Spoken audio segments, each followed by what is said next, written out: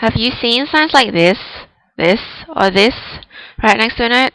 And you're thinking, what on earth is this? Well, I can tell you that the sign on the left is a sharp, the sign in the middle is a flat, and the sign on the right is a natural.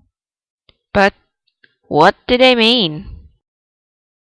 Well, watch this video and eventually you'll know. Okay, so firstly, let me tell you the things flats and sharps have in common.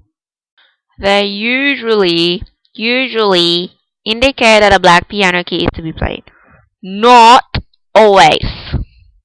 Now, don't start worrying or panicking about this, okay? I'll explain about the exceptions on this video as well. Okay, let's start with sharp. A sharp means that the pitch of a note is to be raised by half a step. Okay, so right now we've got the note C and a picture of a piano on the screen here. If we can all read sheet music, we know that C on the piano is this one, right? If you don't know how to read sheet music, then I highly recommend you to watch my piano lesson 1. The link is in the description box below. So the question is, where is C sharp on the piano? It's on the black key here, right next to C. So where's D sharp on the piano? It's on the black key here, right next to D. So F sharp would have to be on the black key right next to F, G sharp would be on the black key right next to G, and A sharp would be on the black key right next to A. Now here's the question, where is E sharp and B sharp? Let's go back to the definition of sharp. If we put a sharp on a note, it means we want to raise its pitch by half, right? So where's E sharp on the piano when there's actually no black key on the right side of E?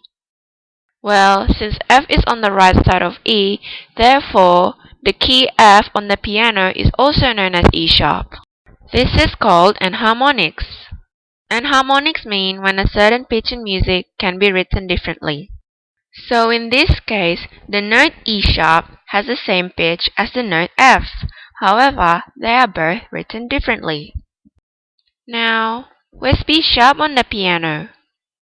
Well, you should know by now that the note after B is C again, right? And since there is no black key on the right side of B, therefore C is also known as B sharp on the piano.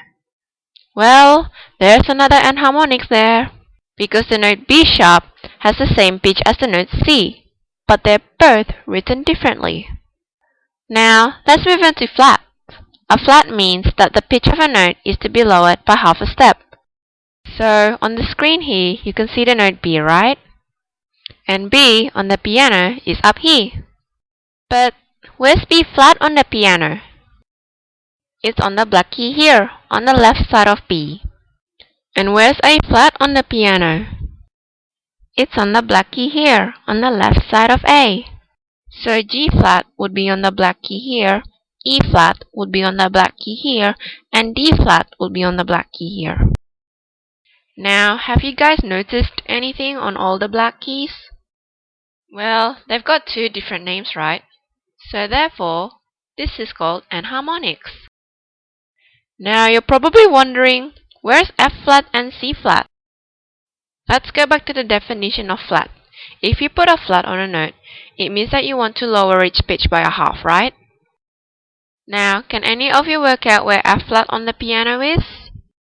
Since there is no black key on the left side of F, therefore E is also known as F flat on the piano.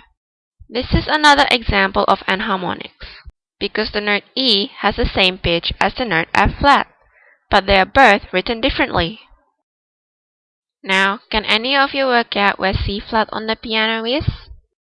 As I previously said before, the note after B is C again. But then, there is no black key between B and C. This means that the key B is also known as C flat on the piano. Once again, this is an example of enharmonic, because the note B has the same pitch as the note C flat. However, they are both written differently. Last but not least, we've got the natural sign. A natural sign cancels the sharp and flat previously used on a note. So a natural sign returns the note to its original pitch. Therefore, all white keys on the piano are natural. So I hope you enjoyed my tutorial, and please check out my blog at 88kittykaty.blogspot.com.au. Thank you.